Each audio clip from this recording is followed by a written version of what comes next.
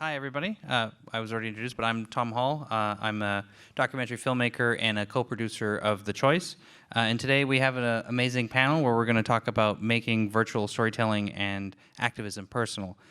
We will talk about the intersection of personal storytelling, art, activism, politics, with the goal of making real-world impact, which is something we definitely need right now. Using the Choice documentary, which I don't know how many in the crowd have had a chance to see. It's playing at the XR Experience in the Fairmont on the 3rd floor. It's open today till 6, which might be a little bit of a stretch after the panel, but also tomorrow from 11 to 6. So if you have an opportunity, it might be a little bit biased, but I definitely recommend seeing it. I would like to open the discussion, though, using The Choice as a case study, but just as an example of about how each of us in the process as filmmakers, as personal storytellers, as activists, and as legislators can work together with the shared goal of making real cultural and political change, and how sometimes our approaches can get a little bit out of step. In the digital age especially, where there's less and less space for nuance and for vulnerability in our communications online. So I'd like to start the discussion with the director of The Choice, Dr. Joanne Popinska. Hello, I'm Joanne. I'm the director of The Choice, and The Choice is an interactive virtual reality documentary about maternal health and reproductive choice. And before I talk more, can I ask you to put the trailer on?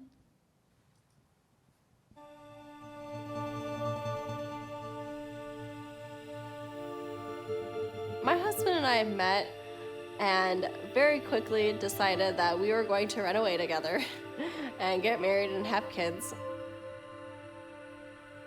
And then, to my surprise, we actually got pregnant on the first try. And we were really planning a healthy pregnancy, and that's not what ended up happening.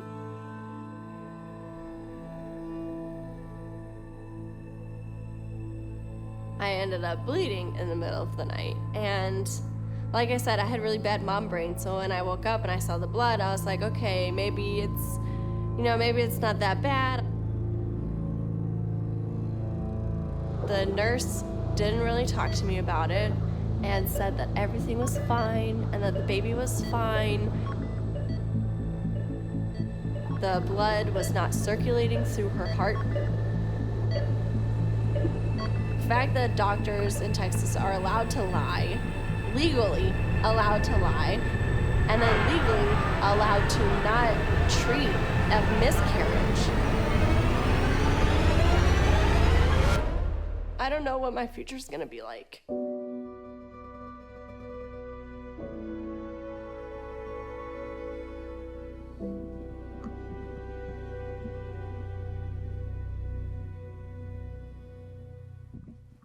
So first I want to tell you a little bit why I started working on this project and what motivated me to tell this story. So I come from Poland. I live in Canada, but I come from Poland, and I don't know how many of you knows what my government has been trying to do. Like they've been attacking a lot of minorities, a lot of social groups, and one of them are women. And since, I think, 2016, 2017, they've been trying to ban abortion. We had a lot of people protesting, striking, trying to stop it, but we were not successful. Last year, Polish government pretty much, Constitutional Tribunal, I will not go into details, but they effectively banned abortion in Poland. And I was already living in Canada. I was wondering, first of all, the question that we all know, why we are still talking about it and why this is still an issue. And the second question for myself was, what can I do personally as an artist, as a filmmaker, as a sociologist? And I started to look at the debate, like trying to find what is that I can add, what is that I can say, and probably a little bit differently because of my experience. And I started analyzing, like thinking, why people who are anti-choice, what they think about people who have abortion, about the whole process. And I saw a lot of bias, a lot of stereotypes, a lot of misconception. And as a sociologist, I think that the best way to work with this is personal conversation. So meeting another person, talking, just it, as simple as that. And you all know that, like, when we talk to people, when we meet new people, when we travel and see the world through our own eyes, this changes us, our own experience and taking part in it. So basically, this is the whole idea for the choice, that in virtual reality, you meet a person and you talk to her. And we've filmed multiple interviews, but at South by Southwest, we're premiering our first chapter. The first chapter that is incredibly important to show here in Texas. And before we go further into that, I would love to introduce you to Kristen, our subject, to tell a little bit about what happened to her. Sorry, my bad. Hi, my name is Kristen Herring. Thank you so much for being here. I have a little speech that let me open up really fast. Okay, I'll try not to take so long talking. Hello, I'd like to first take a moment to acknowledge the land that we're on and those who took care of her for thousands upon thousands of years, which consist of the Lipan Apache, Comanche, Sana, Tonkawa, Coahuiltecan, and Humanos, who are still alive today. My name is Kristen, and I used abortion care on an unhealthy pregnancy here in Texas in 2017. I'm here today to serve as a reminder of what happens when the government decides who can and can't have children. HB 25 was proposed in 2017, which would have allowed doctors to lie about fetal abnormalities if they feared their patient would use abortion care. This bill passed the House, and although it didn't become law, it still encouraged misogynistic doctors to adopt this mentality of lying to pregnant people to force birth. When my partner and I got pregnant, we knew to be aware of the possibility of a miscarriage because I have chronic illness, but we never expected to be lied to by medical physicians. At 13 weeks pregnant, I started to bleed in the middle of the night, and when I went to the hospital the following morning, I was told I was bleeding from walking too much the night before. The hospital doctor assured me everything was fine and that my baby was healthy. She took an oath to protect me. Why would she lie? I followed up with my OBGYN, and she confirmed what the hospital doctor had said, that I was healthy and there was nothing wrong, nothing to worry about. So my partner and I continued thinking we were having a healthy pregnancy and that everything was fine. We gathered a crib, boxes of toys, a practice potty, we've got bags and bags of clothes in preparation of the child we created on purpose. When we went in for our next ultrasound, after the 13-week mark, we noticed our daughter's feet were turned inwards, clearly broken, but our OBGYN wasn't worried at all. When I called my mom after the appointment, she informed me that my uncle was born with club feet, so maybe it's genetic, maybe that was why. I didn't realize then that I shouldn't have had to speculate with my mom. My doctor should have told me the truth of why our daughter's legs looked like that, but it was because she had an open wound on her spine from having spina bifida. The next ultrasound, again, didn't include talking about spina bifida or our daughter's legs. It wasn't until we were referred to by another doctor for the gender reveal that we found out there was a problem. This doctor told us at the end of week 19, mind you, that our daughter not only had spina bifida, but had heart complications and was worried there would be more. He insisted on an amniocentesis, a test that the hospital and my OB insisted I didn't need. The amniocentesis is to detect fetal abnormalities, and when he drew my blood from my womb, it was brown from the blood that shouldn't be in there. When the amniocentesis came back with more complications, we were denied the surgery that we possibly could have had before. And we're told that our daughter only had a 1% survival rate of pregnancy. Just being inside of me, she only had a 1% rate. When we found out that I had developed placenta previa, my partner and I decided that it was time to talk to our doctor about abortion care. We held on for as long as we could, but when we realized my life was at risk for our daughter that was dying inside of me, we realized there was no choice.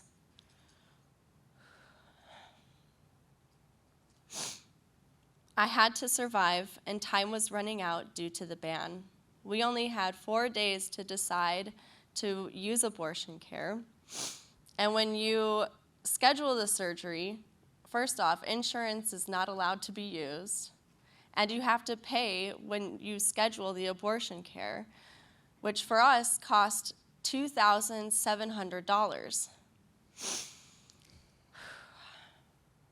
I needed to take 2 weeks off of work, 1 week to go through the oppressive misogynistic laws, and 1 week to recover. I was told not to pick up anything heavier than 10 pounds, which added to the stress because my job, and still is to take care of babies. When my partner and I traveled to San Antonio for our surgery, we were told he wasn't allowed to be with me at any of the appointments and couldn't understand why I would want him to be with me.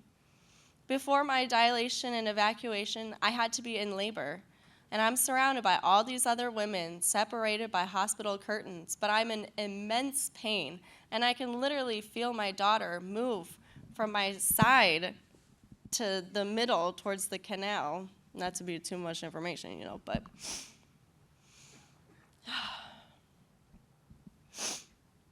all I had was my phone to text my partner, the person I married, the person who is the father of our child, and all I had was texts to feel better. While I was in surgery, the clinic closed, and everyone who was inside the waiting room was kicked out, including my partner. When he called to check on my health, the clinic told him they couldn't confirm nor deny if I was even inside the building.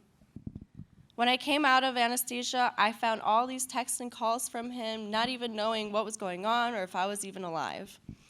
I still had the spins and went to the bathroom to give myself more time before walking out, but it was obvious they wanted me to quickly leave, as opposed to talking to me about what had just happened and if I was okay. As a mixed Indigenous woman, I know that abortion care has always been used on these lands, as we have traditional medicines for maternal health. Mother Earth gave us medicine. Abortion care is not only normal, it's natural. It is an absolute mindfuck that religious pilgrims and their descendants have forced their rules down our throats for 500 years with the audacity to call healthcare murder when we've been practicing maternal medicine for tens of thousands of years on this land. Thank you for listening.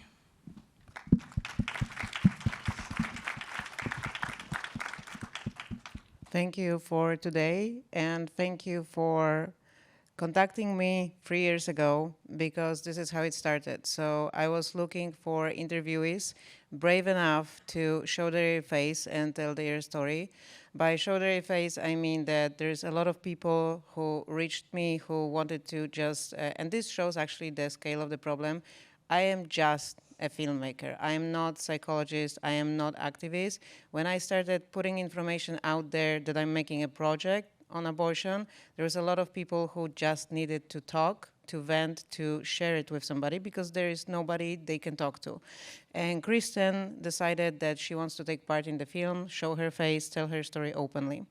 And the reason, so some of you might ask, may think, why we're using VR. So first thing I want to talk about is how far you are from us now. It is personal, but not personal enough. You don't feel that we are already your friends, that we know each other, you just see us. And in VR, I can put you very close to another person, and I can make it feel that you are sitting just next to each other and you are talking directly to you and to each other. And this was the reason why I decided to use virtual reality and use all its strength to create this feeling, emotional bond with another person, because this is the whole idea for it. So creating a bond, understanding the person, seeing the person and not an issue.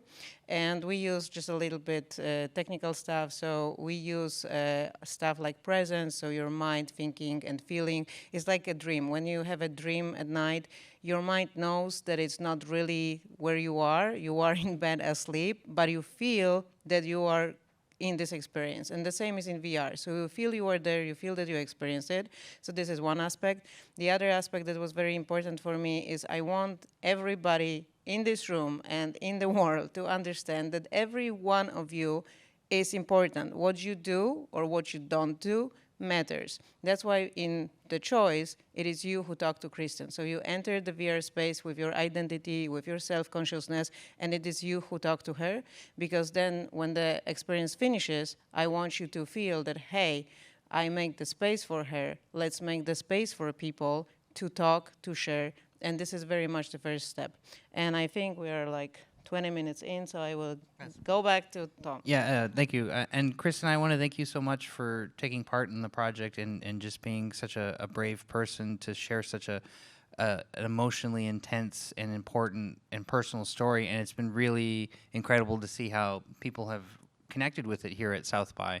And it's challenging because some of this talk will apply to other media, but for VR, it's a lot of opportunities for having nuance and vulnerability and privacy in the viewing experience, but it's limited, right? Because there's not so much availability for headsets, and the companies that do provide them have other issues, but it's still something that the opportunity of having that person-to-person connection, like Joanne mentioned, is only possible through that medium. But what I would like to transition to is that, so Joanne, you and Kristen, you tell the story specifically from your point of view and perspective, and it's very much an emotional arc. But I have a question for Aimee. How does that fit into the greater activism role, where you have personal testimonies, whether it's in a VR medium or if it's written or if it's in another form, that are purely from the perspective of the person who experienced it, and parlay that or use that, or how does that help talk about the greater issue? Because there are certain things that are mentioned in that story that have the reasons that things are the way they are, aren't necessarily part of that first-person experience. Sure. Thank you all so much for having me, and thank you to the filmmakers and Kristen for having me here. So a couple of things. I work at AVOW. We're an unapologetic abortion advocacy organization. And one of the things we know is that the majority of Texans and the majority of Americans support access to abortion care. But you would never know that based on the laws and the stigma surrounding it. In addition to that, we know that the anti-abortion movement uses the word abortion 4 times more than our side does. And in doing so, they've been able to craft the narrative. They've been able to associate stigma with abortion care and the word abortion. They've also been able to kind of spread medical inaccuracies and lies. And in addition to that, in Texas, for example, there are like over 28 restrictions that make getting an abortion virtually very difficult, especially now when SB 8 is in effect. I don't know if y'all are familiar, but we currently have a 6-week ban on abortion in Texas, basically banning abortion care for about 85% of Texans who are seeking abortion care. And I think the reason this story is so powerful and this project is so powerful is that 1 in 4 people will have an abortion in their lifetime if they're capable of getting pregnant. And you would never know that based on the laws that are in effect and based on the rhetoric that's out there. And so talking about it within our communities, within our families, with our friends is so important, because so many people you love have had abortions and might feel some shame or stigma surrounding that because of the way that the anti-abortion people have basically just ingrained this stigma surrounding the care. So I think that's important to note. We use it in our work at AVOW and throughout advocacy because I think it's important to connect the dots. You would never know that the majority of people support abortion care based on our laws. With the exception of Donna Howard and some amazing abortion rights champions at the Texas Ledge, that is not what our laws reflect. And we need to change that. And we change that by talking to people. And I think that's why it's so important to include it in our advocacy. I became a We Testify storyteller in 2017, despite having my abortion in 2003, because there was so much stigma surrounding it. And once I told my abortion story, people came out of the woodwork to talk to me about how they thanked me. They had mental health issues and had an abortion and were able to live the rest of their lives just like I was able to, and to thrive.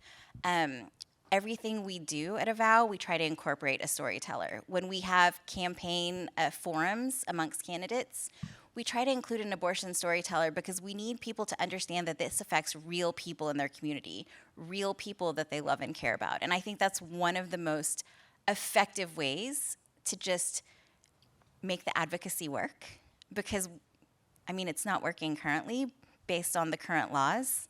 After the Dobbs case makes its way through the Supreme Court, we might have 26 states in the United States ban abortion care.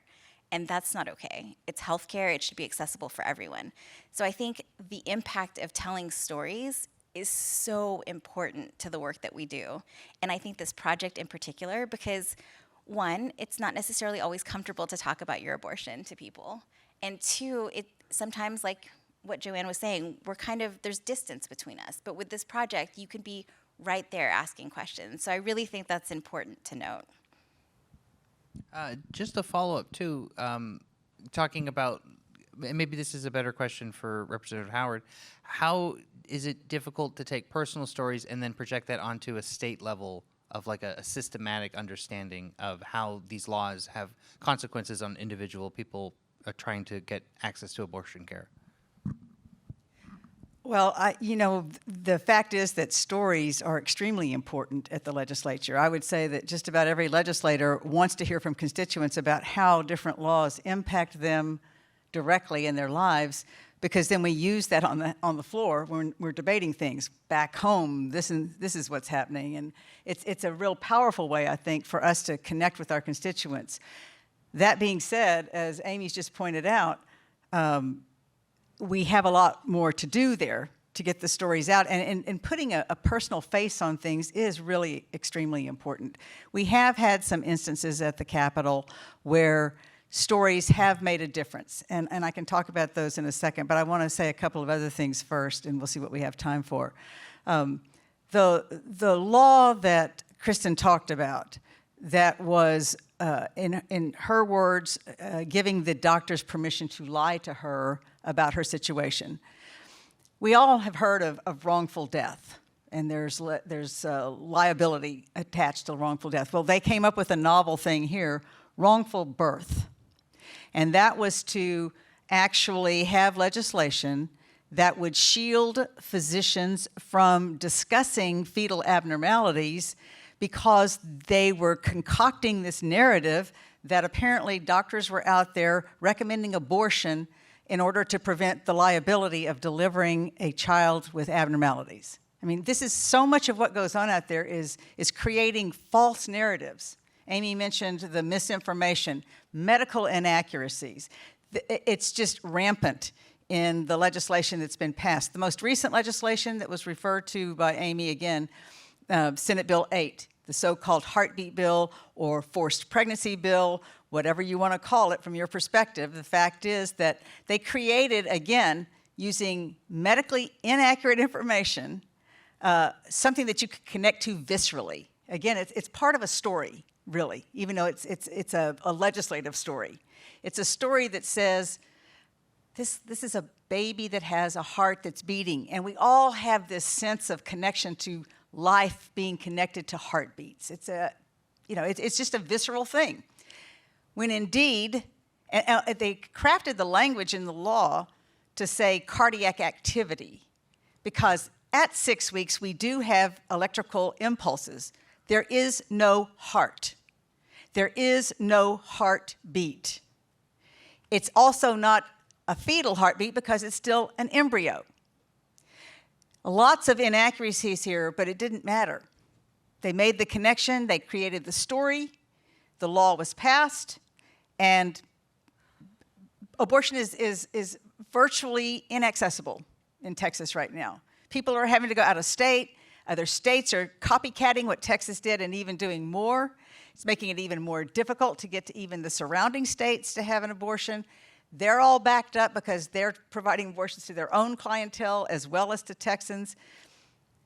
The other thing I want to say about Kristen's story also is that what is lost oftentimes in this with the stigma surrounding abortion is that you are the legislature has created laws to make it difficult to get an abortion and have actually created collateral damage to those who wanted, like Kristen, wanted their pregnancy.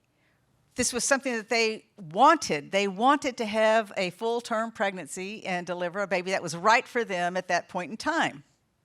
And yet they have some kind of abnormality that comes up, And with the law that was passed, you may not have an abortion in Texas for fetal abnormalities. You may not have an abortion in Texas for rape or incest. The only way you can have an abortion in Texas past 6 weeks is if your life is in immediate danger. There are those who are pregnant who present with all kinds of medical conditions that may not result in immediate death, but if are not treated, eventually can be life-threatening. We have interfered with the doctor-patient relationship, with doctors using their medical judgment about what best practices are, and instead had politicians deciding how medicine should be delivered. And the final thing I want to say is that what has happened here in Texas, because of another unique aspect of how they created this thing, is it's not the typical enforcement of governmental entities, so there's no one to sue. And what is instead in place is a vigilante. Anybody can sue anybody who aids and abets an abortion, with a floor of $10,000 being offered. It has gone to the Supreme Court for procedural reasons.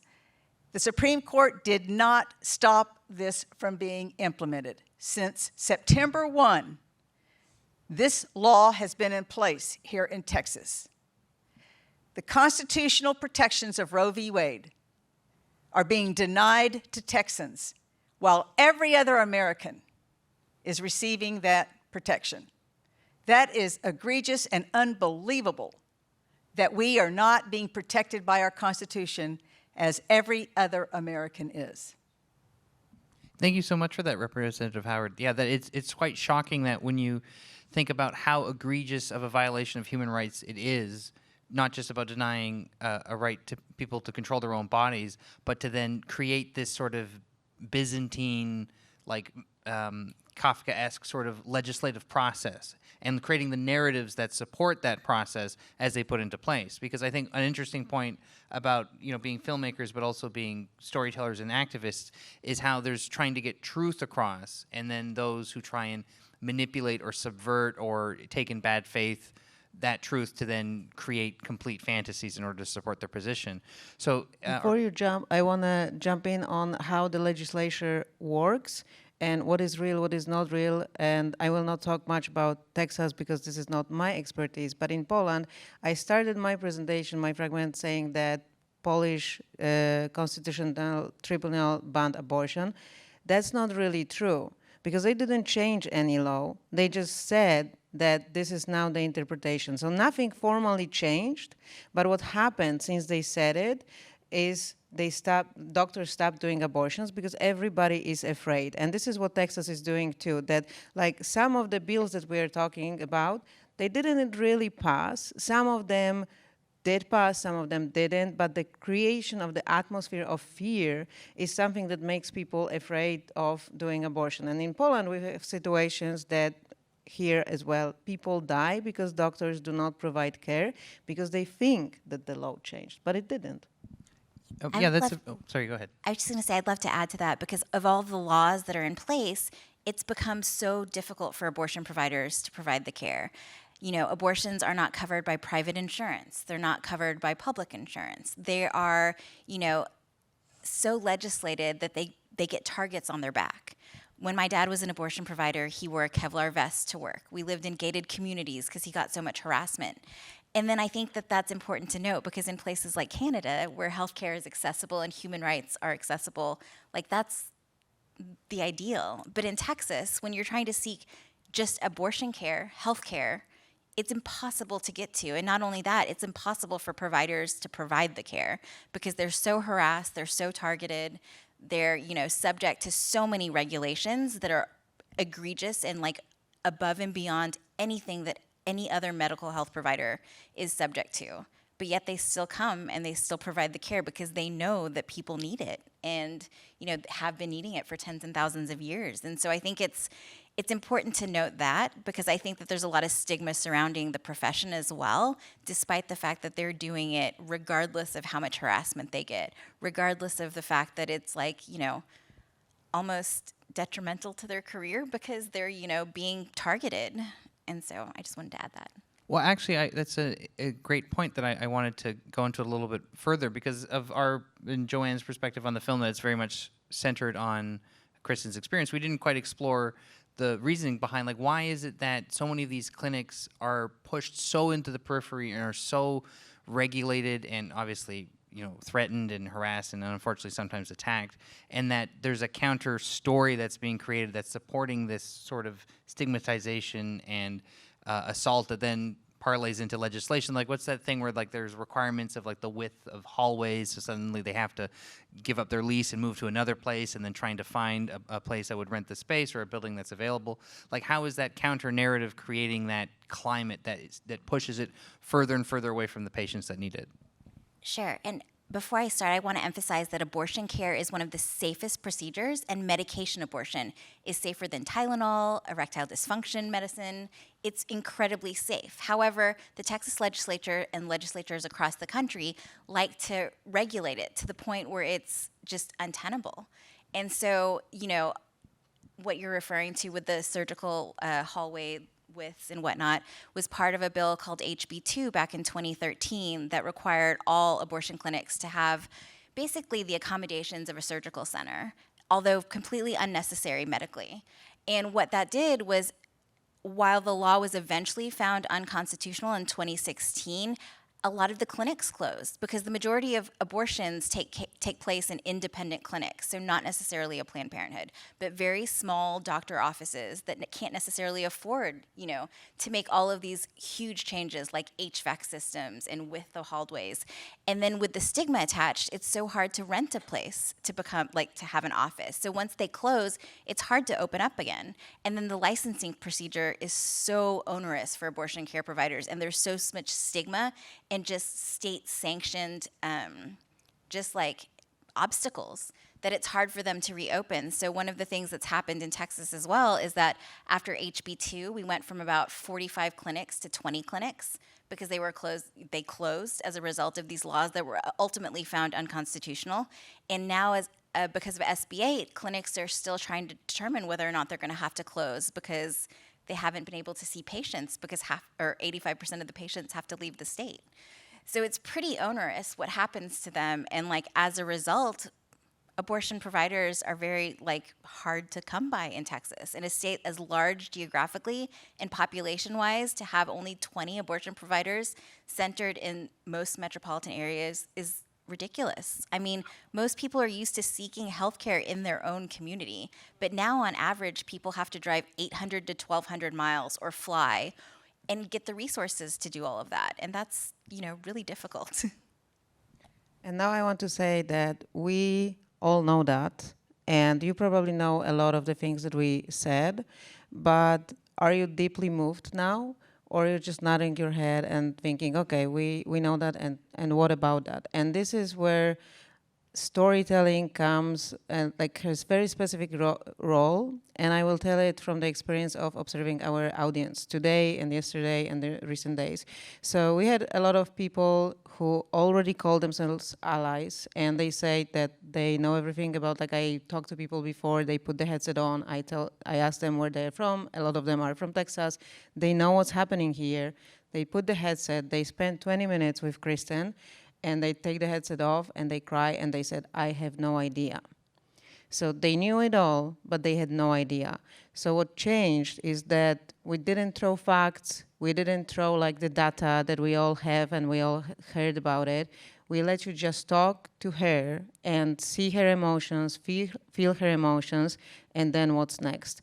And this is the power of storytelling, and it's as old as a humanity. We always used it to tell something important, to share some wisdom, to teach somebody something in a way that is engaging, in a way that evokes emotions and urges us to want to do something. And this is what we observe when people watch The Choice.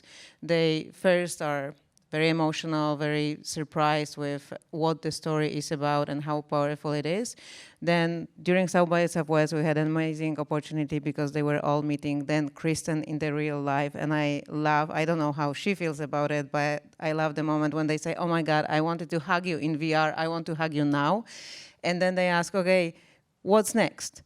And this is like, for me as a filmmaker, I want to evoke these emotions. I want to make them feel, make them want to do something.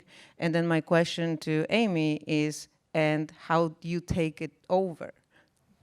Sure. So I would follow AVOW on all our social media and get involved. There's a number that you can text South by Southwest to, but of course I don't have it on me. The announcer has it somewhere, but I can spread that around. But I think just getting involved, talking to your communities. At AVOW, we do a Let's Talk About Abortion training because we know that some people aren't very comfortable talking about abortion within their communities.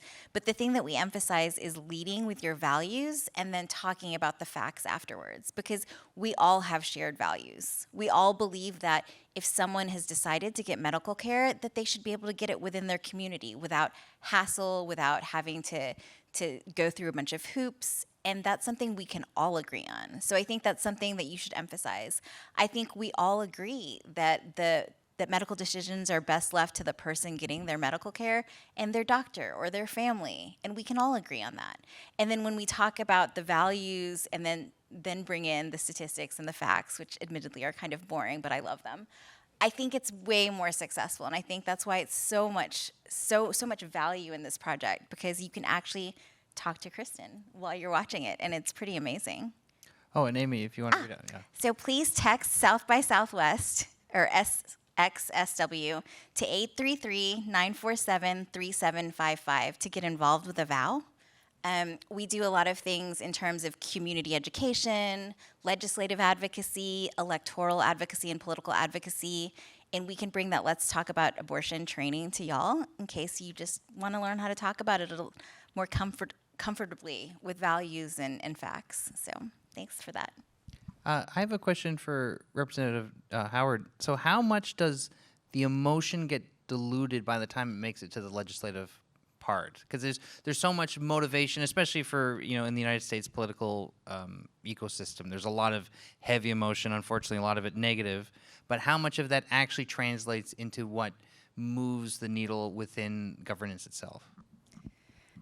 Interesting question, and quite frankly, the legislative process right now, I think, is extremely emotional, hyper-emotional. But unfortunately, it's so politicized that it is devoid of facts a lot of times. So the emotion gets there sometimes without the facts to back it up. I think that we have the opportunity, if we can frame things better, and storytelling is one of the ways we do that, frame things better that destigmatizes, that makes it okay to talk about, that gets us out of this mindset of good abortions and bad abortions. You shouldn't have to be sexually assaulted to qualify for an abortion. The abortions are there because, as Kristen said, it's always been a part of what people who can get pregnant have chosen to do in order to have autonomy over their own bodies and their own destinies, just as sperm donors have always had. I came of age before Roe v. Wade, and I know what it was like when you did not have these opportunities and these choices, these decisions that could be made that are best for you about your educational and employment opportunities, about when you want to have a family, if you want to have a family.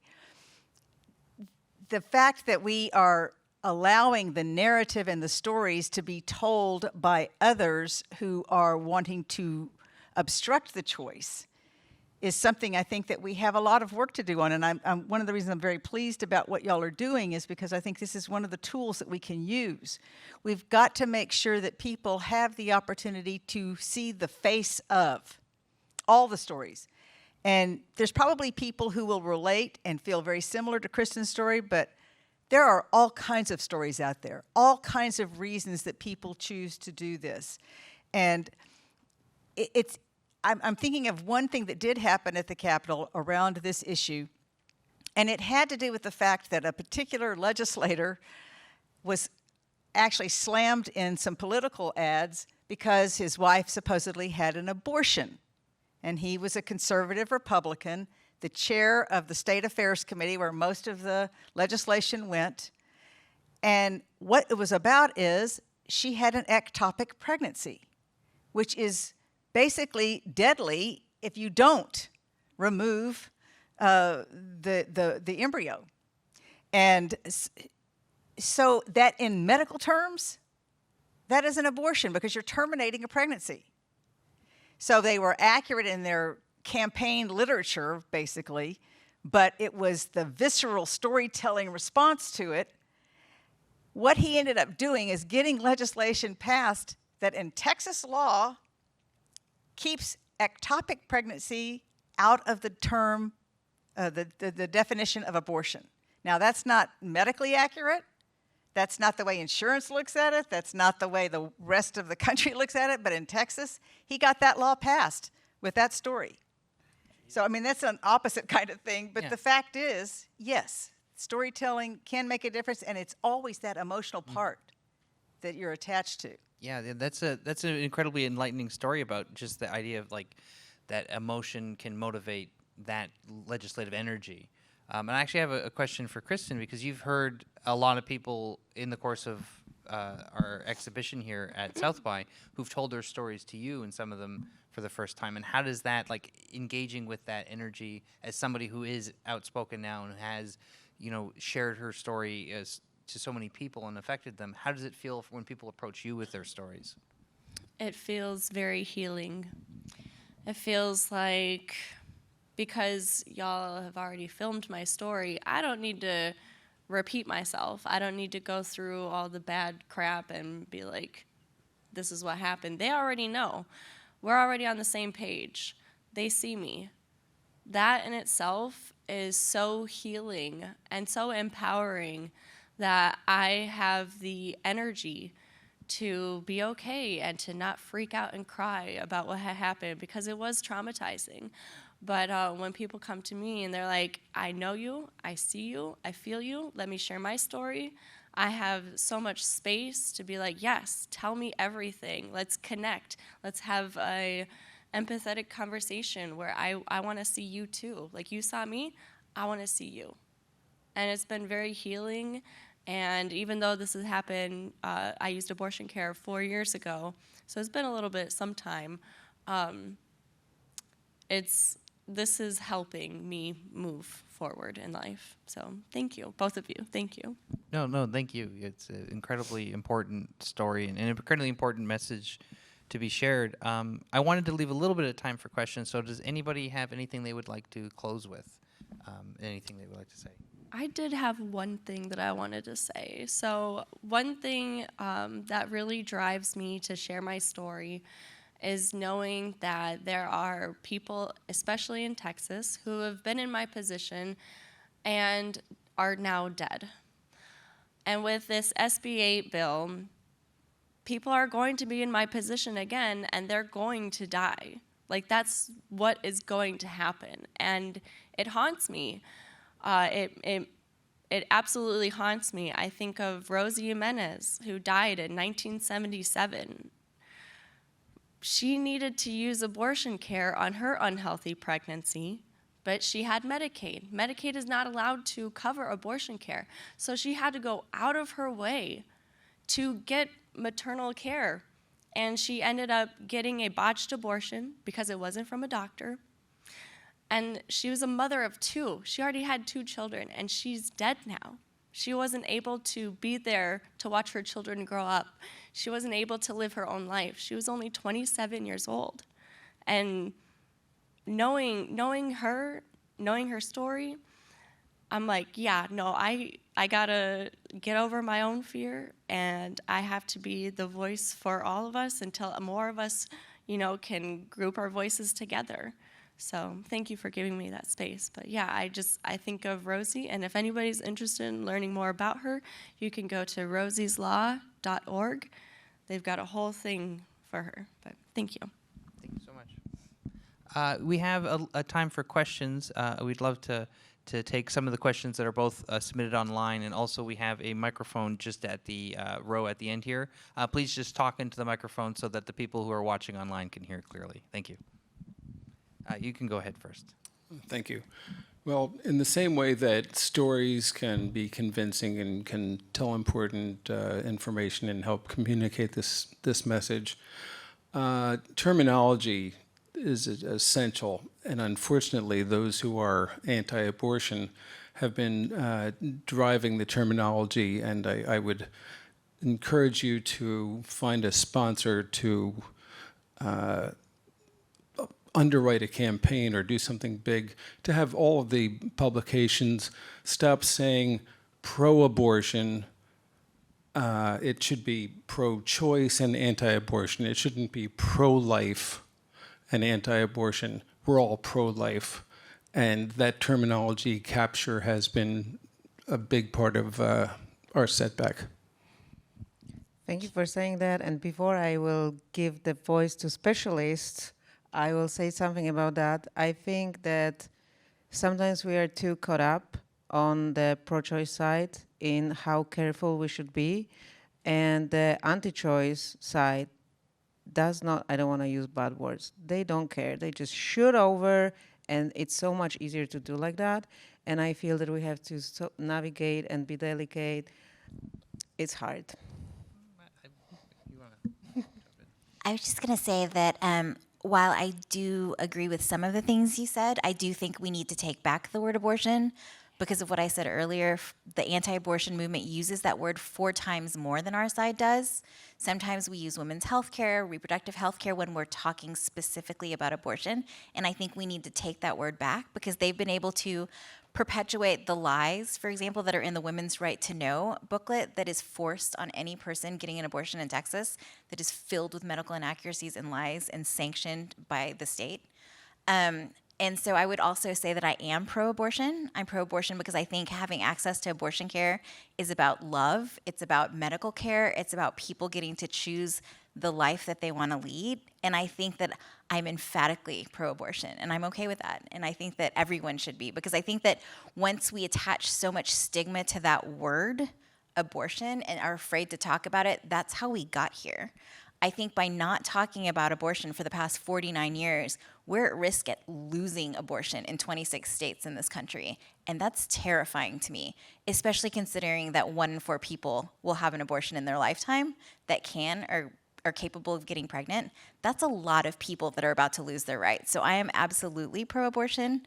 I do think that the other side is anti-abortion. I don't think they're pro-life, because if they were pro-life, they would be advancing legislation that protected children, that protected maternal mortality, or dealt with maternal mortality rates. They'd be doing a lot of other things with their time besides harassing people seeking health care. Preach. I had a little thing to add. So if you just look at it like this, so abortion care is a medical procedure. Would you be against or for a medical procedure? Probably not. Like, you're like, yeah, no. Healthcare is healthcare. I'm pro-healthcare. But because of the stigma, we do need to say we're pro-abortion. Abortion care is healthcare. So yes, we should be pro-abortion. You know what I mean? It's that simple. Yeah, it's just surgery. I think it's very challenging with the language being so fire charged. Like, we know from our experience as being filmmakers, there's many times we've been, even from people in media, it's just like, just say reproductive rights, reproductive rights. It's like, well, that's a broad vagary term, but we're talking specifically about abortion rights. And it seems very silly sometimes that there's a lot of trying to navigate comfortably, like, oh, we don't want to push any buttons or say anything that might be, you know, like a third electric rail. And it's like, well, no, but this is what we're talking about. We don't need to conceal it or dilute it with phrasing. And reproductive rights is an issue. Like, that is a bigger, broader thing. It includes contraceptives, it includes all sorts of things. But this is specifically about abortion. Yeah. We had a really great question from online, and I just saw that it disappeared. But if I remember correctly, or did you read it very quickly? Yeah, it was about how willing are men to talk about how abortion affects them, their wives, girlfriends, and daughters who are at risk. And this is actually very, very interesting to talk to men who watched The Choice. So this is my experience of talking to men, because in general, like, we meet some men who are allies and they are really like well spoken about it. But it's very interesting for me to talk to those who watched it, and then they come to me and they tell me, oh my God, thank you for doing that. And also, thank you for keeping one very important fragment, that her husband was not allowed with her. Because this is something that a lot of my male friends and people who watched it said that why this is omitted from the debate, and it is delicate subject like who is allowed in, who is not. But many of my interviewees said that they needed their partner there, and it was impossible to do. So this is one aspect. The other aspect is we had a man who watched the choice, and he didn't tell us that he was anti-choice before watching. He was a little bit afraid like what the project is about, how much like hammering into his head it will be. Then he watched it, he said it's beautiful, it's like he loved it. But a couple weeks after watching it, his wife was in a situation that she got pregnant, and because of medical reasons, she should not be pregnant, she cannot deliver because it's dangerous for her health. So they needed to go through abortion for that reason. They both weren't ready for it. He was anti-choice, but he said that after talking to Kristen and hearing all the details, all the aspects, all the emotions that she was going through, he's like, I know what my wife is going through because she's in a similar situation. And he said that thanks to that, he was there for her. And this literally blew my mind because like I was thinking that I want to reach to male audience, like VR, cool stuff, like make them watch it because it's VR. But there is a lot of men who come to us and describe their process. Like yesterday, somebody said that they were going through miscarriage as well. And like it strikes them how close to their experience it is. So yeah. We have a question from Yeah, Tony. we have time for one more question, so if you'd like to go ahead. Sure. Well, first of all, I want to say thank you for sharing your story. It's very impactful. And then I wanted to ask you, Joanne, about the impact that it had on you creating this story, because I thought when you said that we can all sit here and listen to the facts and nod along, we agree, but listening to the story is so much more impactful as an audience. And I'm curious if that is what you were expecting to happen or if there was any other impact to you. It impacted me in a huge way, and both working with Kristen and working with all the storytellers. So first of all, I started this project, when I started this project, like on so many different levels, like it changed me. First of all, I was afraid of using the word abortion. And I wanted to destigmatize it, not for the others, but for myself, and this happened. When I started working on this project, I thought that I am pro-choice, and I learned how little I knew. And the thing that I keep saying and I keep hearing, that every story matters, it really opened my mind how there's so many different stories, and if something seems similar, the circumstances and stuff, if you start going deeper, it's just every time different thing. So like it really opened my mind, despite the fact that I thought I am pro-choice and I am open-minded. So this is one thing, and the other thing, like hearing from people, like, let me put it the other way. So when I started working on this project, my huge goal and huge dream was to change one person's mind. And a couple months ago, we were premiering it in Europe, and I visited my home country, Poland. I don't live there, I live in Canada. And I showed it to a couple of my family members and friends who I knew that they were anti-choice, and they were supportive of the current Polish government and all that stuff. And they started emailing me and saying how much we all need abortion care and what the hell our government is doing. And this is like huge thing for me, because I thought if I affect one person, it's great. We've affected a lot of people. But what Kristen said today, that it helped her to go through what she was going through, I think this is the most rewarding thing. Hearing the storytellers, and not only Kristen, we had a couple more people who were like very emotional. They were like the thing that I said at the beginning, that there's not much space to talk about your personal experience, and that's why people started coming to me. Some Instagram filmmaker, like, what do you know about me? Nothing. But they need somebody to trust, to share. And like seeing how it affects them, how it helps them go through it, and like remove the ballast. Like that's huge for me, and I didn't expect that. And I think this is the most rewarding aspect. And like hearing what Kristen said today, like I cried. Thank you.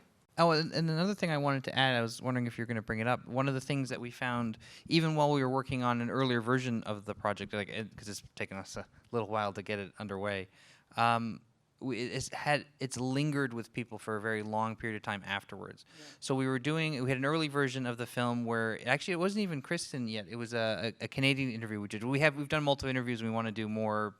We hope to make it a series. And there was this guy who was a fairly notable VR creator, early innovator, well connected, and he was spouting every kind of buzzword that you could possibly imagine, just really being a real dickhead. And after their presentation, we said, "Oh, if you feel so cool, why don't you watch what we have so that you can be more accurate in your insults?" And we put it on his head, and he watched the cut that we had there, and he took the headset off, and his face was absolutely covered in embarrassment. He said, "I'm so sorry. I didn't really understand, and I am very proud of the work that you're doing, and I really wish you well." And we thought, okay, well, that was a really good reaction. And then 2 years later, we were at a conference, a VR conference, and somebody said, "Oh, I heard about your project. That guy told me about it." And he was talking about our project in a professional environment as a powerful non-game VR piece, and he still had all of his, he still probably listens to, I wouldn't say Alex Jones, but still listens to some of the more crazy out there stuff. But that one thing made a big impression on him, and it lingered for 2 years after the fact. And it just shows that when you grab somebody, like with facts, it can change their their arithmetic in their mind. But when you grab somebody with emotion, it can leave a real impact that lingers over a long period of time. And I guess that's kind of the theory of change of storytelling as well, and just having that strong emotional impression on somebody that it affects them in their life going forward. I don't think we have time for any more questions, but I'd like to thank all of our panelists for coming here today and helping us in